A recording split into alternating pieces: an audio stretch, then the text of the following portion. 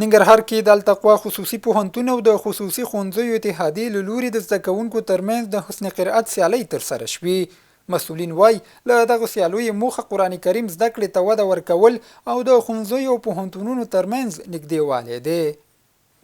د ننګرهار د بیو کنټرول او احتکار مخنیوي کمیسیون مسؤلینو له سوداګرو او هټیوالو وغوښتل چې د توکو د پیر او پلور پر مهال پیرودونکو ته بیلونه ورکړي.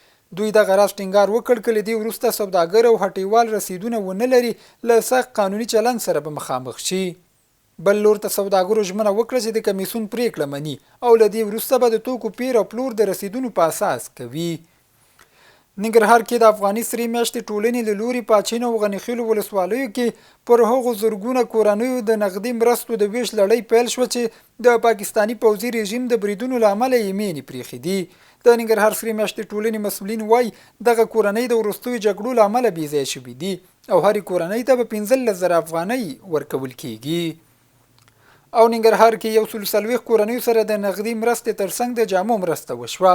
د کډوالو او بیرته راستنیدونکو چارو وزارت دفتر رئیس مولوي سید احمد بن نوري په مشرۍ پلاوي چې د دې ولایت د کډوالو رئیس مولا عزیز رحمان سرحدي ملتیا کوله دور بابا نیازیانو مومنداري او لالپوري ولسوالیو کې 140 بې ځای شوو کورنیو سره د نغدو افغانیو او اختر لپاره د جامو مرسته وکړه.